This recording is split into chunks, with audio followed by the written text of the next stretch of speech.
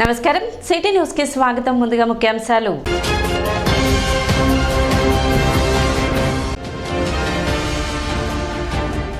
Duggirala cold storage అగ్ని ప్రమాద ఘటనపై న్యాయం చేయాలని కోరుతూ మార్చి 3వ తేదీ నుండి రిలే దీక్షలు చేపట్టనున్న పసుపు రైతులు.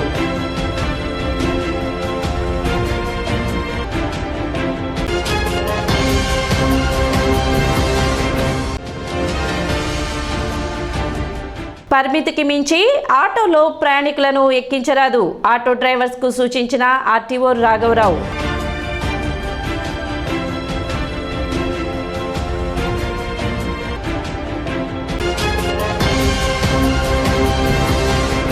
చెంచుపేటలో ఉన్న నారాయణ స్కూల్ నందు జోనల్ స్థాయిలో సాఫ్ట్ స్కిల్స్ డిపార్ట్మెంట్ వారి ఆధ్వర్యంలో MUN కార్యక్రమం గ్రాండ్ ఫినాలే ఘనంగా జరిగింది. ఈ కార్యక్రమంలో ముఖ్య అతిథులుగా నారాయణ విద్యా సంస్థల జిల్లా స్థాయి AGM K Venkateswararao, principal Srinivasarao, AO Dhanalakshmi మరియు టీచింగ్ నాన్ టీచింగ్ స్టాఫ్ పాల్గొన్నారు.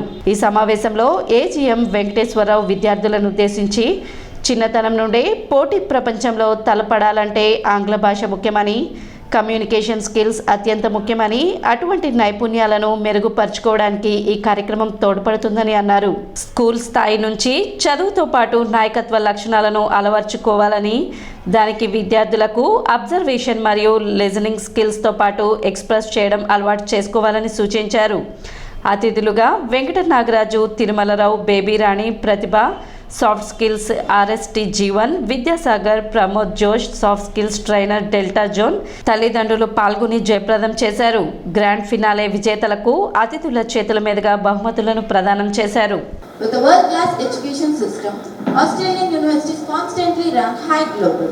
The emphasis of research, innovation, teaching methods, derived academic programs make Australia an attractive answer for students seeking a high-quality education experience. Australia boasted several strong institutions in different sectors of education. Here are few universities: University of Melbourne, Australian National University ANU, University of Sydney, University of Queensland UQ, TAFE, Technology and Further Education Institutions. Today we conducted MUN program, Modern United Nations program, in our Narayana Chanchupeta branch. This is a new branch we are establishing for the next academic year. So in this branch you conducted this program. In this program, from all our Delta zone, the final students, they gather here for the best presentation. So every year we are conducting this type of programs to develop the all-round development in all the students. Throughout India, how we have to develop the leaders. In the same manner, the different countries, how we have to develop the peace. In all aspects, as a leaders, how we have to develop the students, we are conducting this program. Each and every student, they performed well and they given the best. So according to that, we will finalize the winners and we will give the prizes also. Every year we are conducting this program particularly to encourage the students in all-round development. Individual success and national prosperity. A very good morning to Honorable Chairperson, the members of committee and all the delegates of countries. I am very much privileged to address the conference on behalf of my country, Canada. Canada is a vast and diverse country located in North America, known for its wonderful landscapes and rocky mountains. Canada is the second largest country in the world by land area and recognized for its commitment to multiculturalism, universal healthcare and high standard of living. Canada is renowned for its commitment to quality education and robust institutions. మైనర్లు driving చేస్తూ పట్టుబడితే వారిపై చట్టరీత్యా చర్యలు ఉంటాయని రవాణా శాఖ అధికారి రాఘవరావు హెచ్చరించారు. మైనర్లు డ్రైవింగ్ చేయడం చట్టరీత్యా నేరం అయినప్పటికీ కొంతమంది నిర్లక్ష్యంగా వాహనాలను నడుపుతూ ప్రమాదాలకు కారణమవుతున్నారని అన్నారు. మైనర్లు ఎటువంటి ప్రమాదాలకు కారణమైనా అతనితో పాటు అతని తల్లిదండ్రులు కూడా శిక్ష పడే అవకాశం ఉందని, మైనర్లు డ్రైవింగ్ చేస్తూ పట్టుబడితే చలనాలతో పాటు కోర్టుకు హాజరుపరచడం జరుగుతుందని, కొన్నిసార్లు జైలు శిక్ష పడే అవకాశం ఉంటుందని తెలిపారు. తల్లిదండ్రులు మైనర్లకు ఎటువంటి వాహనాలను ఇవ్వొద్దని రాఘవరావు విజ్ఞప్తి చేశారు. మైనర్స్ డ్రైవ్ చేస్తున్నారు. ఈ minors 18 years below 10th class intermediate చదివే పిల్లలు లైసెన్స్ లేకుండా డ్రైవ్ చేస్తున్నారు. ముఖ్యంగా మనం ఏంటంటే రవాణా శాఖ తరఫున 18 years బిలో 18 years లోపు పిల్లలకి ఎవరికి కూడా లైసెన్స్ లేకుండా మీరు బళ్ళు ఇవ్వబాకండి. 2 వీలర్స్ ఇవ్వబాకండి. 18 ఇయర్స్ దాటినాక వాళ్ళకి లైసెన్సు అప్లై చేసుకొని తీసుకుంటారు. 18 ఇయర్స్ లోపు మనం పేరెంట్సే అలౌ చేయకూడదు. ఒకవేళ అలౌ చేస్తే ఏంటి పరిస్థితి? 18 ఇయర్స్ లోపు కనుక ఇస్తే వాళ్ళకి మైనర్ డ్రైవ్ చేసినందుకు 5,000 ఫైను, అలాగే లైసెన్స్ లేనందుకు 5,000, మొత్తం 10,000 ఫైన్ ఉంటుంది. ఈ ఫైనే కాక ప్రాసిక్యూషన్ పెట్టడం జరుగుతుంది. ప్రాసిక్యూషన్ అంటే కోర్టుకు పెట్టడం జరుగుతుంది. ఆ కోర్టులో జడ్జి గారు ఫైన్ విధించవచ్చు, జైలు శిక్ష విధించవచ్చు, లేదా 2 కూడా విధించవచ్చు. బిసైడ్స్ 10,000 అంటే 10,000 కాకుండా జైలు విధించవచ్చు, జడ్జి గారు ఫైన్ కూడా విధించవచ్చు. ముఖ్యంగా పేరెంట్స్ అందరికీ గమనించవలసిందిగా కోరుచున్నాము. దుగ్గిరాల కోల్డ్ స్టోరేజ్ అగ్ని ప్రమాద బాధితులకు నష్టపరిహారం చెల్లించాలని కోరుతూ పసుపు రైతులు మార్చి 3వ తేదీ నుండి దుగ్గిరాల ఎంఆర్ఓ కార్యాలయం వద్ద రిలే నిరాహార దీక్షలు చేపట్టనున్నారు. కోల్డ్ స్టోరేజ్ అగ్ని ప్రమాద ఘటనపై న్యాయం చేయాలని కోరుతూ దశల వారీగా ఆందోళన చేసినప్పటికీ ప్రభుత్వం కానీ యాజమాన్యం కానీ ఇంతవరకు స్పందించకపోవడం శోచనీయమని అన్నారు. ఈ నేపథ్యంలో మార్చి 3వ తేదీ నుండి దుగ్గిరాల ఎంఆర్ఓ కార్యాలయం వద్ద రిలే దీక్షలు నిర్వహిస్తున్నట్లు పసుపు రైతులు తెలిపారు. ప్రభుత్వ యంత్రాంగం నుంచి దీనికి సంబంధించిన సమాచారం ఇవ్వమని మేము సమాచార హక్కు చట్టం ద్వారా కూడా అడిగాము. ఇంతవరకు లిస్టు అనేది ఇవ్వకపోవటం అనేది చూస్తుంటే రైతుల్లో అనుమానం కలుగుతుంది. అసలు ఏం జరుగుతుంది? నిజంగా వాస్తవంగా ఇది అగ్ని ప్రమాదం దాని అంతటా జరిగిందా, లేకపోతే కావాలని జరిగిందా? అసలు ఇన్ని రోజులు అయినా కానీ మరి ఇంకా మంట మండుతుందంటే దీని వెనకాల ఏమన్నా కుట్ర కోణం దాగి ఉందా అనేది రైతాంగం ఆవేదన ఆందోళన వెలిబుస్తున్న పరిస్థితి. ఇది ₹1 కాదు, ₹1 కాదు, 100 కోట్ల రూపాయలు ఆస్తి తగలబడితే ప్రభుత్వం మేనమేషాలు లెక్క పెట్టడం అంటే మరి ప్రభుత్వం ఎందుకని ఈ విధంగా వ్యవహరిస్తుందో తెలీదు. బాధిత రైతుల లిస్టు పెట్టాలి. అట్లాగే ఇన్సూరెన్స్ ఎంతవరకు చేశారు, మరి అక్కడ అగ్ని ప్రమాదం జరగకుండా నివారించడానికి మరి కోల్డ్ స్టోరేజ్ యాజమాన్యం ఏ విధమైన చర్యలు తీసుకుంది, ఇటువంటి కమిటీ నివేదికని వెంటనే ఇవ్వాలి. అందుకనే ఈ కమిటీ యొక్క నివేదిక రాకపోవటానికి మేము నిరసన తెలియజేస్తూ రేపు మార్చి 1వ తారీఖు నుంచి 3 రోజుల పాటు దుగ్గిరాల తహసీల్దార్ గారి కార్యాలయం వద్ద రిలే నిరాహార దీక్షలు చేపడుతున్నాం. అప్పటికైనా ప్రభుత్వం స్పందించకపోతే ఆందోళన ఉధృతం చేస్తామని రైతులు హెచ్చరించారు. జనవరి 19వ తేదీన శుభం మహేశ్వరి కోల్డ్ స్టోరేజ్లో అగ్ని ప్రమాదం సంభవించింది. ఈ సందర్భంగా ఆ రోజు దాదాపుగా 115 బ్యాగ్స్ ఉన్నాయని చెప్పేసి ఆ రోజు పత్రికల్లో కానీ సమాచారంలో కానీ వచ్చింది. మరి దాన్ని చూసుకున్న ఈ రోజున 100 కోట్ల దాకా రైతుల ఆస్తి దగ్ధమైపోయిందని, ఆవిరైపోయిందని చెప్పేసి రైతులు ఆందోళన చెందుతూ ఉన్నారు. ఇప్పుడు కూడా యాజమాన్యం కానీ ప్రభుత్వం కానీ నిర్లక్ష్యంగా వ్యవహరిస్తూ ఉంది. మరి రైతు సంఘాల ఆధ్వర్యంలో, ప్రజా సంఘాల ఆధ్వర్యంలో ఇప్పటికి దశల వారీగా ఆందోళన, నిరసనలు, ధర్నాలు చేస్తూ ఉన్నాము. మరి నిన్న సబ్ కలెక్టర్ దగ్గర కూడా ధర్నా కార్యక్రమం జరిగింది. మరి ఎంపీలని, మరి రాజ్యసభ సభ్యుల్ని, అలాగే ఎమ్మెల్యేలను కూడా గరిచిన పరిస్థితి ఉంది. మరి ఎవరు కూడా ఇంతవరకు దీన్ని స్పందించి రైతులకు న్యాయం చేసే పరిస్థితి లేదు. మరి మేము అడుగుతున్నాము, ఈ ప్రభుత్వాలు రైతే రాజు, అలాగే దేశానికి వెన్నెముక, అన్నదాత అని చెప్పేసి అనేక సందర్భాల్లో చాలా గొప్పలు చెబుతూ ఉంటారు. మరి రైతులు ఈ విధంగాటువంటి నష్టం జరిగి ఆందోళన గురయ్యి రోగాలను బారినపడి అనేక ఇబ్బందులు పడుతూ ఉంటే రైతులు మరి ఇప్పుడు కూడా అధికారుల నుంచి కానీ ప్రభుత్వం వైపు నుంచి కానీ స్పందన లేకపోవడం అనేది చాలా దారుణమైన విషయం. ఇప్పటికైనా సరే అనేక సందర్భాల్లో విపత్తులు జరిగిన సందర్భంలో ప్రభుత్వం నుంచి కొంత అమౌంట్ ఇచ్చి అలాగే ఇన్సూరెన్స్ క్లెయిమ్ చేసి రైతులను ఆదుకోవాల్సిన పరిస్థితి ఉంది. మార్చి 1వ తారీఖున దుగ్గిరాల తహసీల్దార్ కార్యాలయం దగ్గర 3 రోజుల పాటు రిలే నిరాహార దీక్షలు చేపట్టడం జరిగింది. 26వ తేదీ సాయంత్రం లిస్ట్ ఇస్తామని చెప్పారు. బాధితుల లిస్ట్ ఇవ్వమని చెప్పి అడిగాం. దాంట్లో ఆయన ఎందుకు మీకు అంత ఆదుతా పడుతున్నారంటే ఇప్పుడు చేర్చిన పేర్లు కాకుండా అదనంగా చేరుస్తారు అనే భయం మాకు ఉందని చెప్పి అడిగితే మీరు దాని గురించి ఏం ఆలోచించవసరం లేదు, లిస్టు ఇస్తామని చెప్పారు. కానీ 2 రోజులు 3 రోజులు గడుస్తున్నా కూడా ఇంకా లిస్టు మా చేతికైతే రాలేదు. 1వ తేదీ ఇస్తానని చెబుతున్నారు. రైతులైతే ఆ లిస్టు చేతిలో ఉంటే కానీ ఏ రైతుది పోయింది, ఎంత సరుకు అక్కడ ఉంది, ఇన్సూరెన్స్ కట్టింది ఆయన కట్టానని చెబుతున్న 40 కోట్లకి రైతులకి ఎంత వస్తుందనే లెక్కల్లో రైతులు చూసుకుంటున్నారు. ఆ బస్తాలు అనేది సంఖ్య ఖచ్చితంగాను రైతుల సంఖ్య కూడా వెంటనే బయటపెట్టాల్సిన అవసరం ఉంది. అట్లాగే కమిటీ నివేదిక కూడా పారదర్శకంగా ఉండాలి. ఏ అధికారి కూడా ఇంతవరకు ఇదిగో ఈ నష్టం జరిగింది, మీకు ఇంత వస్తుందని కానీ రైతును ఓదార్చి రైతులతో మీటింగ్ పెట్టి కనీసం రైతులు ముఖాముఖి మాట్లాడిన పరిస్థితి లేదు. ఇంకా సహజాలు చేస్తున్నారు. దీని మీద రైతులు ఆందోళనగా ఉన్నారు. రేపు 1వ తేదీ నుండి 3 రోజుల పాటు దుగ్గిరాల్లో మండల తహసీల్దార్ గారి కార్యాలయం దగ్గర రిలే నిరాహారాలు చేయడానికి మేము నిర్ణయం చేసుకుని ఆ దశగా వార్డు పర్యటనలో భాగంగా పట్టణ 19వ వార్డులో చైర్పర్సన్ తాడిపోయిన రాధిక పర్యటించారు. వార్డులోని శానిటేషన్ పనులను పరిశీలించారు. కాలువల్లో పేరుకుపోయిన వ్యర్థాలను సిబ్బందిచే తొలగింపు చేశారు. ఈ సందర్భంగా ఆమె మాట్లాడుతూ ఈ ప్రాంతంలో డ్రైనేజ్ ప్రధాన సమస్యగా మారిందని, కాలువలపై ఇళ్లకు సంబంధించిన మెట్లు, షాప్ నిర్మాణాలు చేపట్టారని, దీని కారణంగా సమస్య తలెత్తుతుందని, త్వరలోనే సమస్యను పరిష్కరిస్తామని చెప్పారు. అదేవిధంగా ప్రజలు కాలువలో వ్యర్థాలను వేయరాదని ఆమె సూచించారు. అదేవిధంగా పట్టణ సుందరీకరణకు ప్రతి ఒక్కరూ సహకరించాలని విజ్ఞప్తి చేశారు. కార్యక్రమంలో వైసీపీ నాయకులు, పురపాలక సంఘ అధికారులు పాల్గొన్నారు.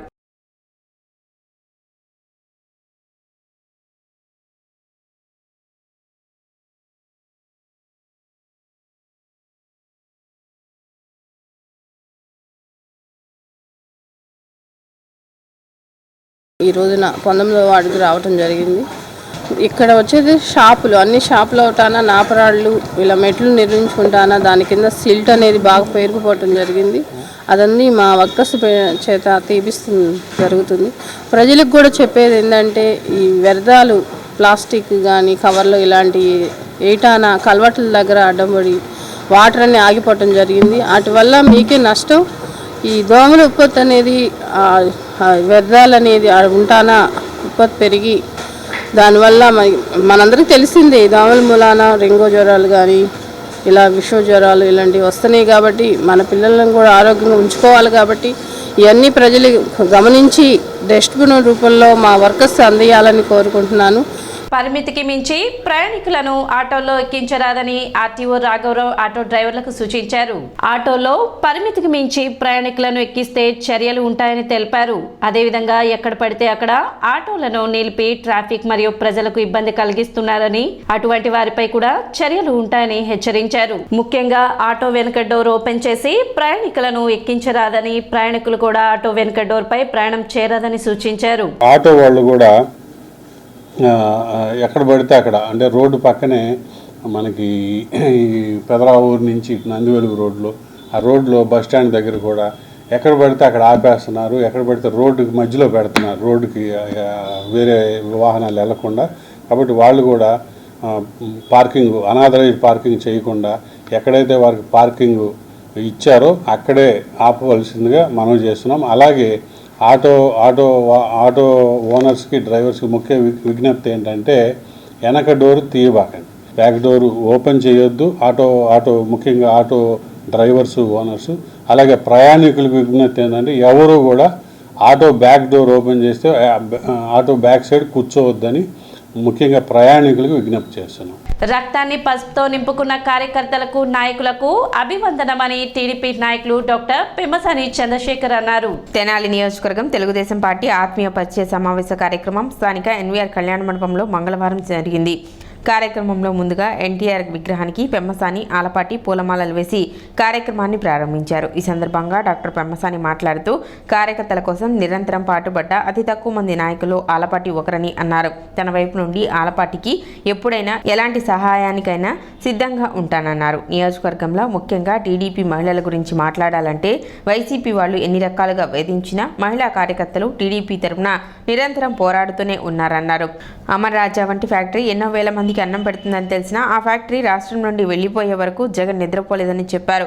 హైదరాబాద్ నుండి విజయవాడకు ప్రశాంతంగా ప్రయాణించగలం, కానీ విజయవాడ నుండి తెనాలి రావాలంటే నరకప్రాయమేనన్నారు. నారా లోకేష్ ఏదైతే అనుకుంటారో అదే చేస్తారని, మంగళగిరిలో ఆయన పడే కష్టం చాలా మందికి తెలియకపోవచ్చు, కానీ ఆయన ఒక గొప్ప నాయకత్వ లక్షణాలున్న నాయకుడని పెమ్మసాని ఈ సందర్భంగా స్పష్టం చేశారు. టీడీపీ కష్టకాలంలో ఉన్న సమయంలో పవన్ కళ్యాణ్ రోడ్డుపైకి వచ్చి చేయందించిన విధానం ఎన్నడూ మర్చిపోలేనిదని, అది గుర్తుంచుకొని కార్యకర్తలందరూ ఏ ఒక్క ఓటు కూడా మిస్ అవ్వకుండా 100% ఓట్లు పడేలా పనిచేయాలని కోరారు. తాను ఏదైనా ఒక కార్యక్రమాన్ని మొదలు పెడితే పూర్తి చేయకుండా వదిలిపెట్టడం తనకు తెలియదని ఒక ప్రశ్నకు సమాధానంగా చెప్పారు. నేను చాలా ఏరియాలో చూస్తూ ఉంటాను సామాజిక సమీకరణలు ఇవన్నీ ఎలా ఉంటాయనేది. వారు ఈ ప్రాంతంలో ప్రతి ఒక్కరిని, ప్రతి సామాజిక వర్గాన్ని కలుపుకొని ముందుకు వెళ్ళి సొంత డబ్బులతో ఖర్చు పెట్టి, మీరు చూశారు 365 రోజులు అన్నగారి సినిమాలు వేయటం అంటే దానికి ఎంతో కృషి ఉంటుంది. ఒక్కొక్కసారి ఎంతమంది చేయాలనుకున్నా కూడా అది చేయలేరు. సినిమాలు వేయటమే కాదు, ప్రతి నెల పెద్దవాళ్ళని తీసుకురావటం, వాళ్ళకి సన్మానాలు చేయటం, అటువంటి ఇలా ఎన్నో కార్యక్రమాలు చేస్తూ తెలుగుదేశం పార్టీని నిరంతరం ప్రజలకు దగ్గర చేస్తూ వారు వన్ సైడ్ ఉండేలాగా తెనాలి నియోజకవర్గాన్ని తీర్చినటువంటి గొప్ప బలమైన నాయకులు మన రాజా గారు. అయితే దురదృష్టవశాత్తు ఈ రోజున పొత్తులో ఈ సీటు రాకపోవటం అనేది చాలా బాధాకరం. నా నుంచి రాజా గారికి ఎప్పుడు పరిపూర్ణమైనటువంటి సహకారం ఉంటుందని మీ అందరికీ తెలియజేస్తున్నాను. నేనన్నా ఈ కార్యక్రమానికి ఎంత ఖర్చు అవుతుందో నేను ఇస్తాను అంటే, చిచ్చి అలాంటి వద్దు అని చెప్పారు. ఇలాంటి కార్యకర్తలు ఉన్నటువంటి ప్రాంతాలు అతి తక్కువ అని నేను ఈరోజు మీకు అందరికీ తెలియజేసుకుంటున్నాను. నేను ఇన్ని కార్యక్రమాలు చూశాను, ఎక్కడ ఇంతమంది మహిళా కార్యకర్తలు ఉన్నటువంటి నియోజకవర్గం లేదు. అదేవిధంగా ఇక్కడ ఉన్నటువంటి మహిళా కార్యకర్తల్లో ఉన్నటువంటి పౌరుషం చాలా తక్కువ ప్లేసుల్లో ఉంటుంది. వాళ్ళు ఫేస్బుక్లో, సోషల్ మీడియాలో ఎంత వేధించినా కూడా వీళ్ళు పడేటువంటి పోరాటం మీ అందరికీ వందనాలు. ఎలక్షన్ అయిపోయినాక కూడా, నేను పోటీ చేయకపోయినా కూడా వచ్చి వాటన్నిటికీ మోటార్లు బిగించి, అదేవిధంగా 3-4 వాటర్ ట్యాంకర్లు ఈ రోజు కూడా లాస్ట్ 10 సంవత్సరాల నుంచి తిరుగుతూ ఉంటాయి. అంటే ఇది ఎందుకు చెప్తున్నాను అంటే, నేను ఒక కార్యక్రమాన్ని ఆరంభిస్తే ఎంత అడ్డంకులు ఎదురైనా, ఎన్ని అవమానాలు ఎదురైనా దాన్ని మాత్రం వదలను అని చెప్పడానికి చెప్తా ఉన్నాను. కానీ జగన్మోహన్ రెడ్డి గారు ఈ రోజున ఆయనకి వీటి విలువ తెలియదు. 15-16 వేల మంది ఎంప్లాయీస్ ఈరోజు అక్కడ వర్క్ చేస్తున్నారు. వాళ్ళందరి గురించి ఆలోచించకుండా కొన్ని వేల కోట్ల రూపాయల ట్యాక్సులు కడుతున్నారు గవర్నమెంట్కి. అవి ఆలోచించకుండా కేవలం దాన్ని బలహీనతగా చూసుకొని వారిని వేధించి, ఆయన ఇప్పుడు గెలిచే అవకాశం ఉన్నా కూడా గెలవనీయకుండా ఈరోజు రాష్ట్రం నుంచి పంపించే పరిస్థితి తీసుకొచ్చారు. ఇలాంటివన్నీ చూడలేక, అదేవిధంగా మీరు చంద్రబాబు నాయుడు గారిని చూశారు. మరి చంద్రబాబు నాయుడు గారు లేకపోతే ఈరోజు ఆంధ్ర రాష్ట్రం కానీ తెలంగాణ రాష్ట్రం కానీ ఏ విధంగా ఉండేదో మీ అందరికీ తెలుసు. మన ఇండియాలో ఇన్ని రాష్ట్రాలు అంటే ఒక హైదరాబాదే ఇంత అద్భుతంగా ఎందుకు ఉంది? అది ఎవరి వల్ల అయింది? చంద్రబాబు నాయుడు గారి వల్ల. మరి ఆయన 40 సంవత్సరాలు ఈ రాష్ట్రం కోసం గొడ్డు చాకిరీ చేస్తే ఆయనకి ఏం దొరికింది అంటే 50 రోజుల జైలు. కాబట్టి తెలుగుదేశం పార్టీ కార్యకర్తలు అందరూ కూడా మనోహర్ గారికి పరిపూర్ణంగా 100% ఓట్ ట్రాన్స్ఫర్ అవ్వాలని చెప్పి మీ అందరికీ నేను కోరుకుంటున్నాను. గుంటూరు పార్లమెంట్ అనే దాన్ని మీరు ఇండియాలో నంబర్ 1 పార్లమెంట్గా చేయబోతున్నాను నేను. సో ఏ విధంగా చెయ్యాలి అనేటువంటి నాకు ఒక పరిపూర్ణమైనటువంటి అవగాహన ఉంది.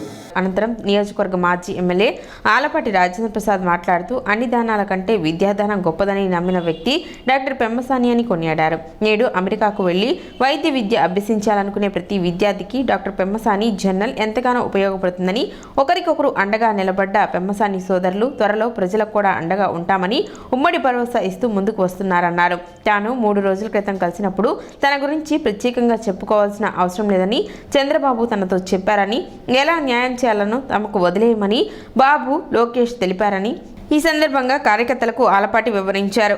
గతంలో ఈ పార్లమెంటు తెనాలి పేరు మీదే ఉండేదని, విభజిత జిల్లాల తర్వాత గుంటూరు పార్లమెంటుగా మారిన నేపథ్యంలో పెమ్మసాని రాక తర్వాతైనా ఈ పార్లమెంటుకు తెనాలి పేరు పెట్టేలా చూడాలని పెమ్మసాని ఆలపాటి కోరారు. మంగళగిరి కంటే ఒక్క ఓటైనా ఎంపీకి తెనాలిలో ఎక్కువ ఓట్లు రావాలని కార్యకర్తలకు ఆలపాటి రాజా పిలుపునిచ్చారు. ఈ కార్యక్రమానికి టీడీపీ నాయకులు డాక్టర్ దక్షిణామూర్తితో పాటు గ్రామ, మండల, నియోజకవర్గ స్థాయి నాయకులు, కార్యకర్తలు భారీగా పాల్గొన్నారు. ఈ రోజున ఒకటి అన్నిటినీ కూడా నాశనం చేసి, వ్యవస్థల్ని నిర్వీర్యం చేసి రాజ్యాంగాన్ని తిరిగి రాయాలనే ఆలోచన కలిగినటువంటి ప్రభుత్వాలు ఈ 5 సంవత్సరాలను మనం పాలించినందుకు సిగ్గుపడాలో, ఏడవాలో, నవ్వాలో తెలియనటువంటి పరిస్థితిలో ఈ రాష్ట్రాన్ని ఉంచినందుకు జగన్మోహన్ గారికి హ్యాట్సప్ చెప్పాల్సినటువంటి పరిస్థితి. ఇవాళ 150 ఎక్కువలో ఏ సంఖ్య అనేది వాళ్ళు కోరుకోవటం, తెలియక కోరుకోవటం, ఏ సంఖ్యను కోరుకోవాలో తెలియనటువంటి పరిస్థితిలో ఈనాడు ఈ రాష్ట్ర పాలన చేశారంటే ఇంతకంటే దుర్మార్గం ఇంకెక్కడా ఉండదని చెప్పి నేను అనుకుంటా ఉన్నా. మన హృదయాల్లో చిరస్థాయిగా ముద్ర వేసుకున్నటువంటి వ్యక్తి గల్లా జయదేవ్. అతని కంటే గనడు అన్నట్టుగా ఈరోజు పెమ్మసాని గారి యొక్క జీవితం కూడా అంతే. దాదాపు 10 లక్షల మంది ప్రతి సంవత్సరం కూడా ఆయన ఏదైతే ఆ క్వశ్చన్ డెవలప్ చేశాడో ఆ క్వశ్చన్స్ చూడకుండా ఇంకొక బుక్ కోసమో ఇంకొక రిఫరెన్స్ బుక్ లాగా ఈ రోజున ప్రపంచానికి, ఒక ఆంధ్ర రాష్ట్రానికి కాదు, ఒక భారతదేశానికి కాదు, లేకపోతే ఒక ఆసియా ఖండానికి కాదు, ప్రపంచ దేశాలన్నిటికీ కూడా ఎవరైతే వైద్యం విద్యార్థులు ఉన్నారో వాళ్ళు యుఎస్ఎంఎల్ఈ ఎగ్జామ్ రాయాలో వాళ్ళందరూ కూడా ఈ రోజున తన యొక్క పుస్తకాన్ని చూడకుండా, దాంట్లో ఉన్న క్వశ్చన్స్ చూసుకోకుండా, రిఫరెన్స్ చేయకుండా ఎగ్జామ్కి వెళ్ళినటువంటి ఘనతను సాధించాడు ఒక భారతీయుడు, ఒక ఆంధ్రుడు, ఒక తెలుగువాడు, ఒక బుర్రిపాలెం పుల్లాడు. అంటే ఇంతకంటే ఘనత ఏదైనా ఉందా అని చెప్పి నేను అడుగుతా ఉన్నా. మంగళగిరి నియోజకవర్గం కంటే ఒక్క ఓటైనా ఎక్కువ తీసుకురావాలి. మన దమ్ము, ధైర్యం, సాహసం తెలుగుదేశం పార్టీ సత్తా చూపించినప్పుడే నిజమైన గౌరవాన్ని తెలుగుదేశం పార్టీకి, ఆలపాటి రాజాకి ఇచ్చినట్టయితే అని చెప్పి మనం చేస్తాం. చంద్రశేఖర్ గారికి ఎన్ని ఓట్లు వచ్చినాయో పొత్తు తరఫున మన పార్టీ అభ్యర్థిగా, మన పొత్తు తరఫున ఎవరైతే పోటీ చేస్తా ఉన్నారో శాసనసభ్యుడికి కూడా అన్ని ఓట్లు వచ్చినప్పుడే నిజమైన న్యాయం, మనం ఈ పార్టీకి పట్ల విజయంతో ఉన్నాం అనేది మనం తెలియజెప్పిన వాళ్ళు అవుతామని చెప్పి మీ అందరికీ మనం చేస్తా ఉన్నాం. మీరు ఎప్పుడు రమ్మంటే అప్పుడు వస్తా. మీ సమస్య ఎప్పుడున్నా నాకు తెలియకుండా మీకు ఏదైనా సమస్య వస్తే ఆ సమస్య పరిష్కరించకుండా ఉంటే ఆ సమస్య పరిష్కరించడానికి ఆలపాటి రాజా ఆ ఇంట్లో ఉంటాడని చెప్పి మీ అందరికీ ఈ యొక్క రాష్ట్రానికి రాజధాని పోతే 53 రోజుల పైన టెంట్లు తగలబెట్టించుకునేదాకా పోరాటం చేసినటువంటి నాయకత్వం ఇక్కడ ఉన్న నాయకత్వం. 35,000 మంది తీసుకెళ్ళాం. 80,000 కుటుంబాలు ఉంటాయి. ఇంకా మనం మధ్య మధ్యలో ఆ అవాంతరం ఈ అవాంతరం అని చెప్పి నాకు ఏదో మాయమాటలు చెప్తూ ఉంటారు. మీరు ఇంకా 35,000 మంది దగ్గర తీసుకెళ్ళాలి. ఇది 55 రోజుల్లో జరగాలి. ఉమ్మడి మేనిఫెస్టోని తీసుకెళ్ళాలి. మనం సాధికారిక సభ్యులు వేయాలి. ఇంకొక 1900 మందిని వేయాలి. ఈ రెండు కూడా నేను ఎందుకు చెప్తున్నానంటే దీన్ని మనం ఆచరించకపోయినట్లయితే మనం ప్రగల్భాలుగా మన మాటలు మిగులుతాయి తప్పితే మనం అనుకున్న మెజార్టీని సాధించలేము. ఈ 55 రోజులు మాత్రం పరిపూర్ణమైనటువంటి విశ్వాసంతో, నమ్మకంతో చంద్రబాబు నాయుడు గారిని ముఖ్యమంత్రి, అదేవిధంగా చంద్రశేఖర్ గారిని ఎంపీ, మనోహర్ గారిని ఎమ్మెల్యే చేయాలి. సిటీ న్యూస్ ముగించే ముందు ముఖ్యాంశాలు మరోసారి.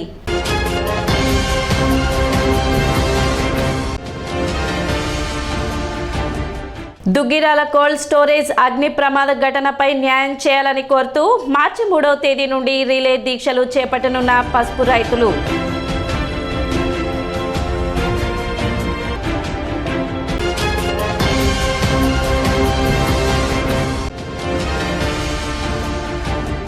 పరిమితికి మించి ఆటోలో ప్రయాణికులను ఎక్కించరాదు, ఆటో డ్రైవర్స్కు సూచించిన ఆర్టీఓ రాఘవరావు.